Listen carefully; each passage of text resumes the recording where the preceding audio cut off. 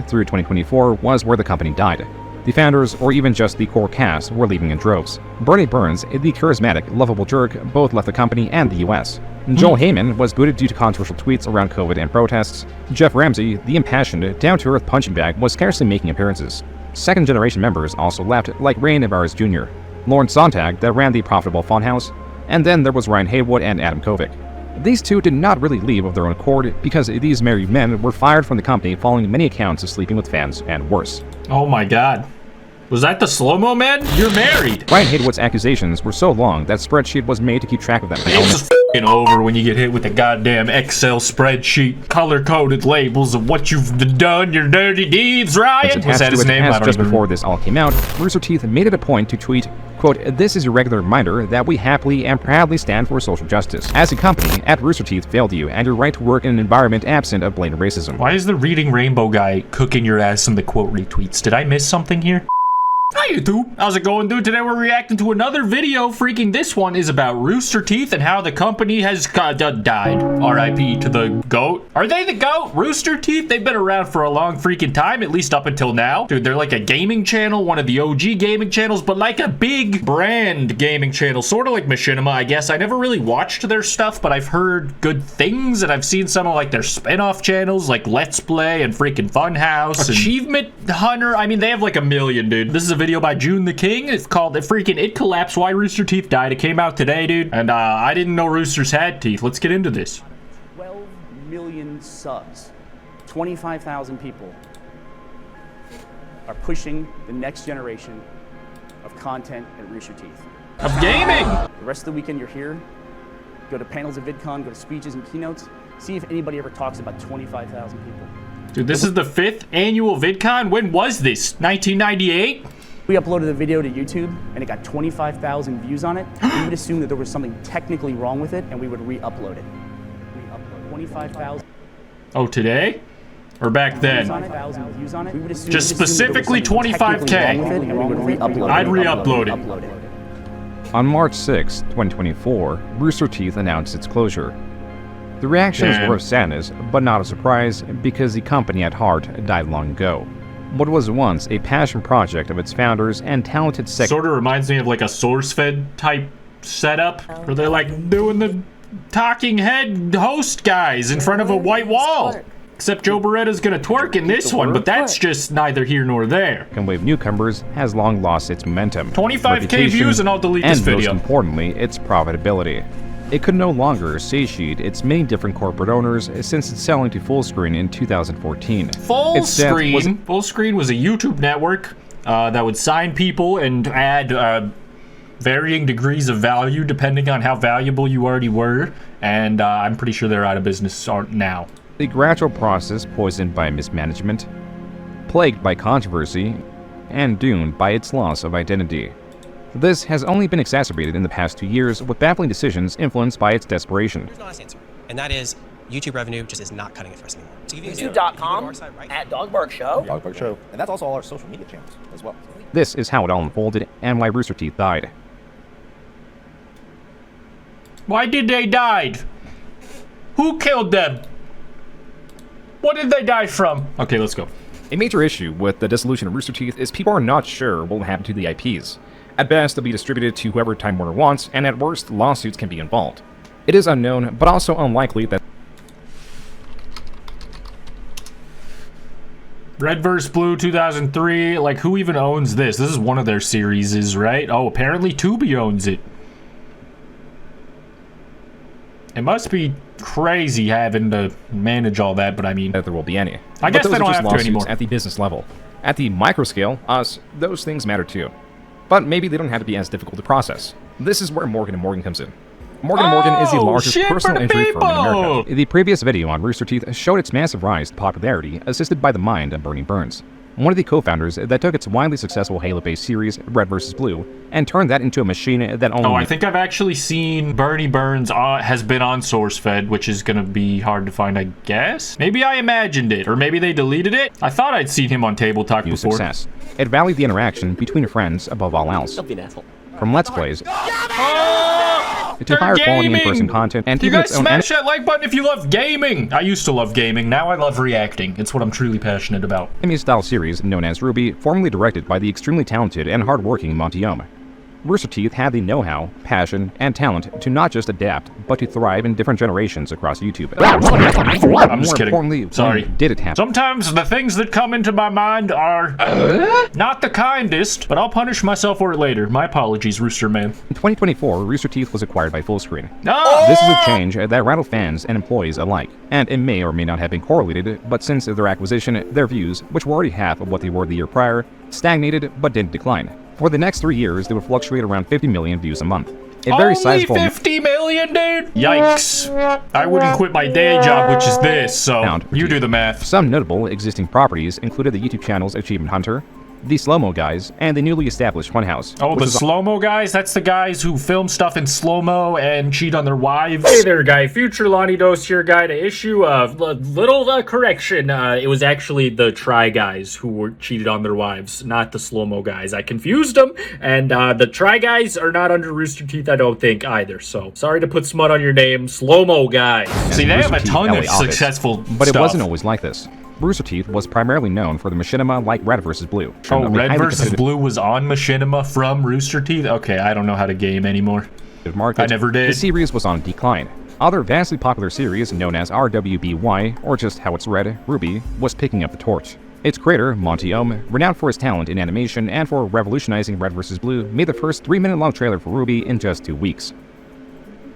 Monty Oum was a strange but enthusiastic character. He was a beast that created not only a successful series that directly captures his signature fast-paced combat animation, but also created the first American anime to be exported to Japan.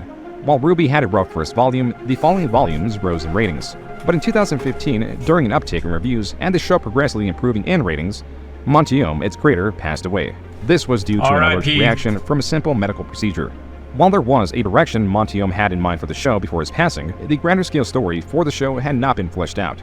And after his passing, there were notable changes to the combat choreography that in some areas became significantly slower. The seasons have been on a downward trend in ratings since then, a disappointment since its show promised so much in 2015.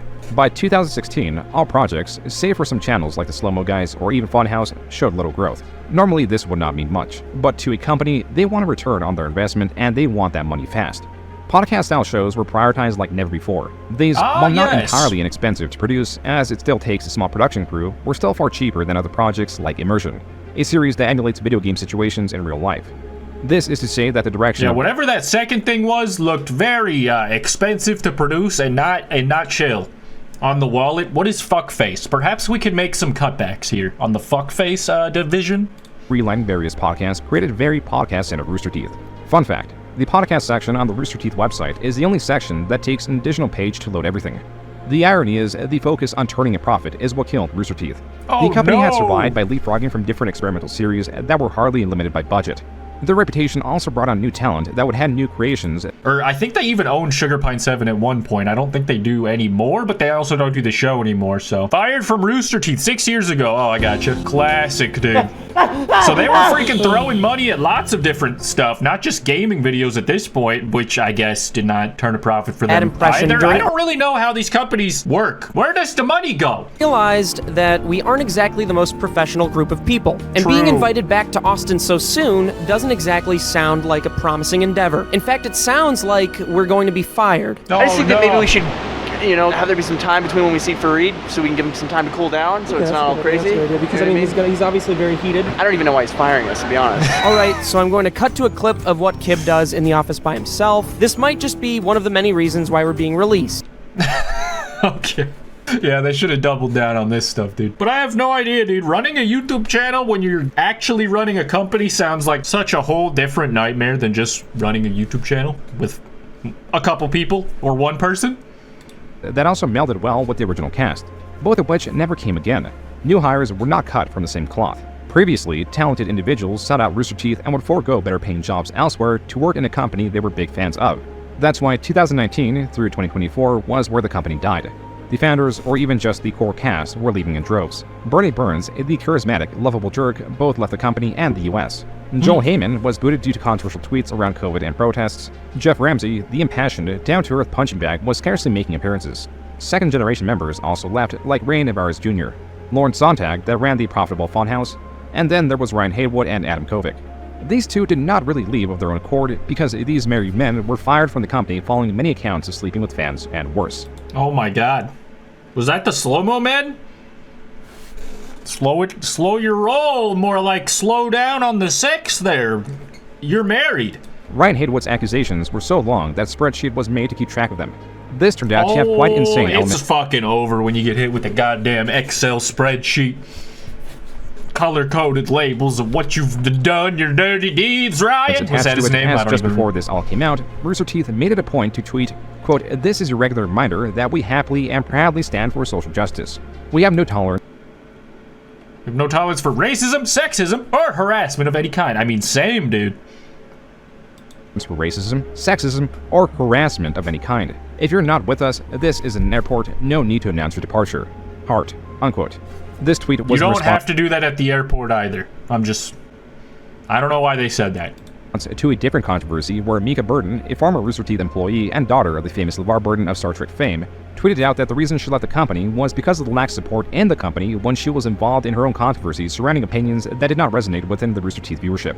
This was sparked by a tweet remarking that she was mistreated, and ultimately culminated into me. And very quiet about my experience with retweets, Rooster Teeth, but this now vocalization of regret and lack of support from my ex-coworkers can say with confidence, I didn't leave because of the community, I left because of the company. Bird's father retweeting her, stating, quote, "As a company, at Rooster Teeth failed you and your right to work in an environment absent of blatant racism." Why is the Reading Rainbow guy cooking your ass in the quote retweets? Did I miss something here?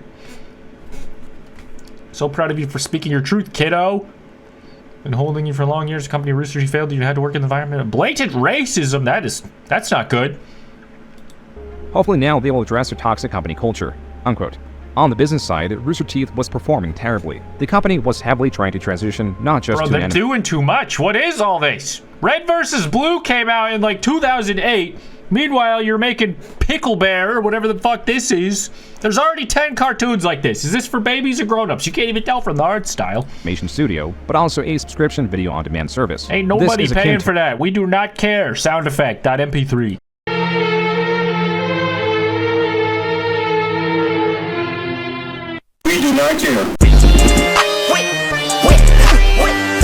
What they had to offer was a small catalog of newly animated series that in 2017 cost nearly as much as Netflix. To add to this, Rooster Teeth always had patrons that were paying Rooster Teeth as sponsors. They did not get many benefits and were giving money to them as one would a creator's Patreon.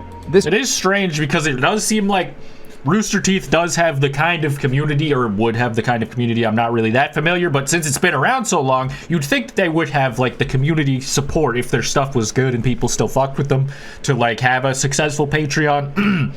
But they went the subscription route for paid content that people are gonna always perceive as like YouTube content, so like that doesn't seem like it's ever gonna work unless, I mean, someone could make it work, but wasn't there another YouTube story that would like, some YouTube channel was trying to take their content and put it up for like $5 a month on a different website, and people were like, hell no. I can understand that reaction. I mean, even if it's really good stuff, we do not care. Change to them paying for a service rather than patronage was indicative of the corporatization of the company and made it clear that the money would go to line the pockets of the parent company. The most disastrous example of this greedy, doomed to fail model was Genlock. This series always poisoned the company in one way or another. The first season, through the mismanagement of Grey Haddock, had employees work overtime. The overtime went unpaid, brought in interns which worked and were burnt out through crunch time, all of which were not paid at all. It also cannibalized budget from other projects like Nomad from Nowhere, all for a series that only appeared on Rooster Teeth first. The trailer alone got way below lackluster reception, and when the decision was made to release just the first episode on YouTube, it did not even pass 1 million views. It barely even scratched half of that. It was a spectacular failure. It drained the company of money and burned its tattered reputation. But it doesn't end there. When Season 2 was announced, it was revealed that for the first 90 days, this Rooster Teeth product was not even going to appear on Rooster Teeth, but on HBO Max, a property that is also owned by Time Warner. This madness of direction was beyond comprehension. Rooster Teeth was not even a headless chicken, because at least those can put one foot in front of the other before death. Damn. This brings us to Rooster Teeth's foreboding demise in late 2022.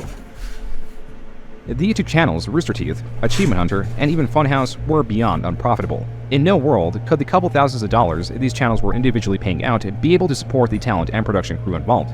There were already mass layoffs in the past, and current and competing numbers show that even with those, the employee base was beyond 200. But that pool was about to get even smaller. In October of 2022, there were high-profile firings. This was the catalyst to talk about the Rooster Teeth firings, and the conversation around it was erupting. Stealing the show was Caden Jensen, a former Rooster Teeth employee that transitioned in 2016 and left Rooster Teeth in 2022. Adding to the current ongoing conversation, they tweeted, quote, "If y'all think what you saw today was awful, and it was and is, understand that this only got your attention because it was someone high profile. It's been happening the whole time, for a long time. Y'all ever wonder why I left?" Unquote. Well, this was in 2022, so I guess it's just been a toxic work environment on the low for forever, and it's just bubbling up to the surface finally.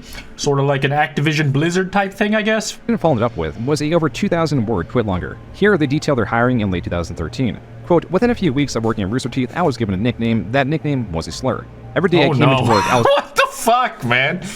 It really seems like we have overemphasized the American dream of starting your own business and really underemphasized how to do so. A lot of people seem like they are working out the kinks, not just within themselves, but in their corporate setting that they're trying to foster, and it's just ends in bastard flames. Was called the F word. Don't give that but they could not use that name in to content anyone. as came out as trans, and many people at the company publicly voiced their support on social media. Inside the company, however, things got worse. People had no idea how to deal with a trans woman, so I was interacted with even less and only trotted out every so often to show off, quote-unquote, "we hire LGBTQIA plus people." It was only at this point where the nickname Bugs finally stopped being used all the time. 3 years of content with that name being used toward me, and all the content is still up, unquote. They also detailed their experience of Rooster Teeth crunch culture and lack of credit. Quote, "My hours in that department were 7 a.m. to 11 p.m. I was crunching harder than before. I wasn't allowed to be in anything. I had my name removed from everything I worked on," unquote. Caden also mentions they brought their grievances to HR, but that was highly ineffective. The crunch, the pay, the lack of support. All of this was Caden's experience. Closing it off by saying there were only a handful of good people at the company. There were responses all around to Caden's tweet. Co-founder Jeff Ramsey apologized, mentioning they also apologized to Caden when they transitioned and again in 2020. Popular second-generation Rooster Teeth employee Gavin Free, Michael Jones, and Jack Patillo also apologized, saying they look back disgusted at themselves and what they said to Caden. Mika Burton also took to Twitter to back up Caden's claims with her own experiences. Quote, "The people speaking up about their horrific treatment at Rooster Teeth isn't news. Seeing N-word written on a whiteboard wasn't even close to my worst experience there," unquote. Across the board, there were many former and current Rooster Teeth employees apologizing or even supporting Caden's tweet. On October 16th, the Rooster Teeth Twitter released their own statement, which was very dense in corporate speak and lack of action. This lack of substance that was also placed alongside the previous tweets where they were trying to establish their moral positioning was all backfiring. Their apology was overshadowed by over 2,000 quote tweets that ripped into their statements. But as it turned out, so was Caden. Not everyone was on board with their response, especially when videos of Caden using various slurs in the past surfaced. This 4-minute one of just super cuts of those moments even got age restricted. The pinned and top comment reads, quote, "I literally never heard any Rooster Teeth employee speak this wild. What a turn of events. How did this not come up before when they were working there?" Unquote. On Reddit, it was getting similar reactions. Overall, this was another moment of Rooster Teeth's declining reputation. The amount that had come out against the company has hardly been surprising, and its decline in reputation was seemingly matching its financial decline that spurred even more desperate decision-making. Out of these 4 images, 3 of them are fast food designs. 2 of them you can purchase. And one of them is Rooster Teeth's new logo. Oh my god. The reason they all blend together is because they all lack the chattering teeth. The one with 3 simple colors. Where the teeth at? I was kind of joking at the beginning, guys, but don't act like it's the first time you heard that one. It's not like it's that original or funny. And an R and Rooster Teeth was particularly similar to Red Rooster, an Australian food chain. The comments reacting to Rooster Teeth's new logo were quick to point this out. As per a Variety article, when reaching out to Matt Holm, the change, quote, "reflects Rooster Teeth's desire to stand out as opposed to blending in," unquote. The generic, minimalist design betrayed Holmes' words. Yeah, it definitely blends in way more than any of the other funny pictures. Please virtually all who witnessed this change. It's even blue. Like, you know how people meme on how every social media app is fucking blue? Why is it blue? In March 22nd. The displeasure surrounding the change was so great that in May, Rooster Teeth attempted to address it with a snide tweet. Quote, "Check on your friends who are still talking shit about the new logo. They need you more than you know," unquote. This could have been a strategy to try to rebrand its interactions as wild and zany, akin to how the Wendy's Twitter brand gained its popularity. No, it just comes off salty and lame. But that was not Rooster Teeth, and that tweet was not remarkably clever or well received. The replies were nearly all of confusion and of disapproval. That's why Rooster Teeth deleted the tweet. Probably nobody was even thinking about it anymore. You just brought it back up because you were mad, dude. Shortly after posting it. but it was screen captured and stood on other media sites as to continue the ridicule they so desperately tried to stop. The company was simply trying to hide anything embarrassing or anything that could hint at its continued decline. Just delete all the successful content so no one sees it.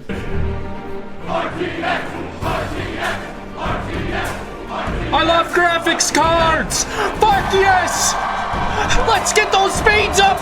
I want to overclock this thing! That was the Rooster Teeth Expo RTX recap for 2014. Not its largest turnout, but large nonetheless. Damn, dude! There's like 14 people there! So many accomplished women. And so many accomplished women! If we pause right at 17 seconds, we see the largest crowd in this entire video. The rest was using select still images. The website also demonstrates a severe fear of wide shots. Where in previous years, Rooster Teeth would promote the growth of their conventions by sharing numbers, since 2018 they were quiet. This looks like a very, very old VidCon. About the declining attendance. Or playlist or something. Though the attendees were confirming it. Quote, it was definitely quieter than before COVID, but the show floor was bigger, was less panels, but more things to do. And the fact it was only the show floor plus 3 rooms, all across the ground floor and not across multiple floors on the convention center and multiple hotels shows how much smaller it was, unquote. Though it was small, it was well received for the attendees who had a more intimate experience, but reflecting on its size spelled trouble for Rooster Teeth. In 2023, their channels were unrecognizable. What started as trying to heavily push the once popular Rooster Teeth animations in early 2023 turned into pushing only the new cast members. New members that do not have a following typically need to be gradually introduced so the audience can get accustomed to it. Who the fuck is this guy?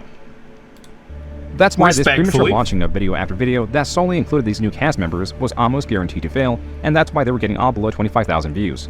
Given a typical CPM, this could earn them maybe $100. That does not go very far to pay the new hosts or the production crew who are doing an excellent job with the quality. But that's the last thing that matters. Given that Rooster Teeth does not gain subscribers and content creators age alongside their audience, this new generation of significantly younger creators no doubt were not a perfect fit. That's kind of why I was calling out the guy who is 55 plus. He's friends with all these youngsters? This had gotten to the point that Achievement Hunter was performing better per video than the main channel Rooster Teeth. But then Achievement Hunter stopped making videos entirely. Nice. This was well, yeah, I was joking before. Rooster Teeth, learn to take a joke. You gotta sense some sarcasm. I wasn't serious about deleting all the stuff that was successful, so you're not compared to your former glory. Brother, though the quit video shooting stopped, yourself in the feet. At this point, and only the had teeth, one bring the teeth back. Original cast member decided to create a different channel and establish their own identity. So we're here to announce that we're moving on to a new project called Dog Bark. I sure hope it does. What the fuck? You'd like that. Dog Bark, however, was a large mix of videos ranging from skits, gaming videos, competitions, and challenges. It was really whatever the cast felt like making.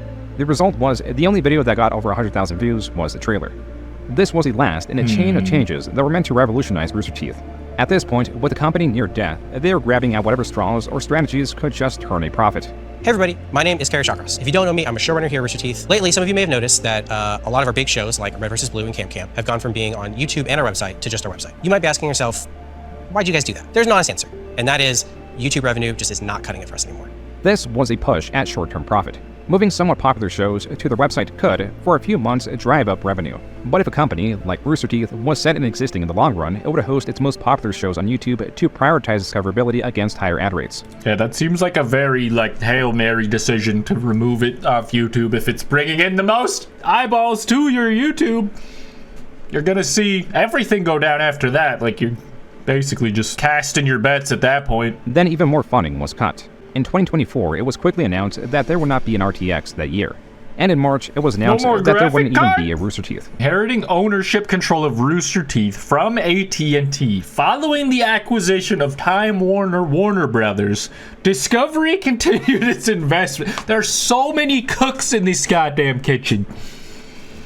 To break this down, the reason they are closing is simply the hemorrhaging of money. But the reason cited, although they convey it was money, it pins the losses on the changing consumer market rather than the borderline self-destructive decisions the company has been making in the past years. From its SWOT strategy that was doomed from the start to the mismanagement and endless controversies, it was Rooster Teeth that created Frankenstein's monster. Yet the remaining core cast were always passionate about their work, staying until the bitter end.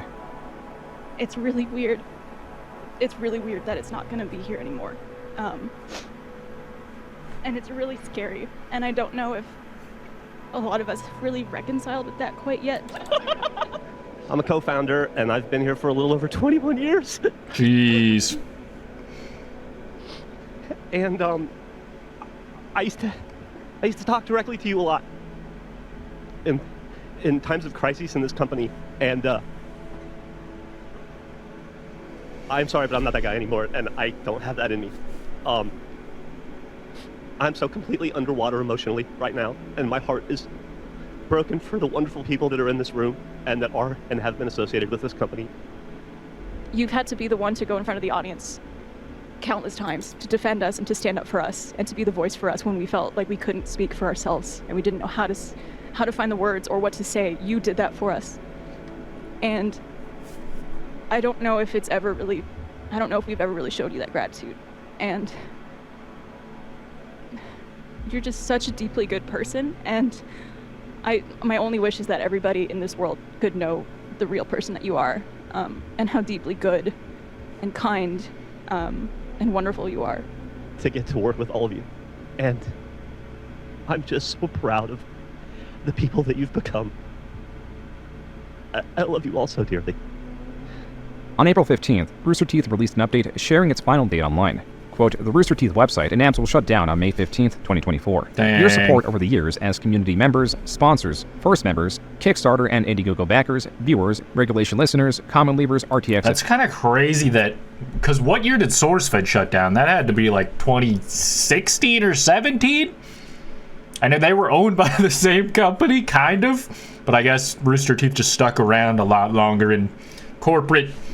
trading back and forth hell with, I imagine, like sold to this company under this company, even though they're all owned by the same freaking AT&T, Time Warner, whoever the fuck. That has to be stressful, dude. Attendees, stream lurkers, and so many others has been invaluable. The news of us ending first and our site and apps is a hard one to share, as it makes this situation that much more real that Rooster Teeth will be closing soon. We know this is hard, for us and you all, but just know how grateful we are to have gone to make silly stuff with you for the past 21 years. Unquote. Rooster Teeth was now releasing videos to ease into their departure. The most symbolic by far was one shy of 9 minutes titled Rooster Teeth Founders Play Halo for the Last Time. Lacking Joel Heyman, the 4 other founders, Bernie Burns, Matt Holm, Jeff Ramsey, and Gus Sarella play Combat Evolved for one final time. The technical issues during the process only amplified their personalities and seemed par for the course. Oh! The fact that the screen is going black every 2 seconds is perfect. I don't know who designed this. I think it's wonderful. Very par for the course. This video was far more popular than anything else Rooster Teeth released in the previous years. Just 4 friends on a couch.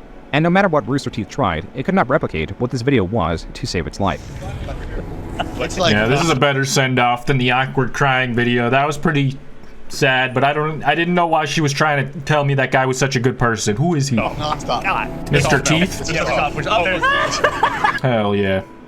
This is a good video. It made me appreciate the sort of history of Rooster Teeth, even though I wasn't necessarily paying attention to the channel at the time. It brought back some memories of seeing them on other people's channels and stuff, so that was pretty cool. Shout out June the King. How do you guys feel about the Rooster Teeth shutdown? Apparently that was just a few days ago that they announced this, so freaking let me know in the comments. Did you watch Rooster Teeth growing up or in present day? Hit the like button if you enjoyed this reaction video. Subscribe if you're new. I'll see you in the next one. Peace!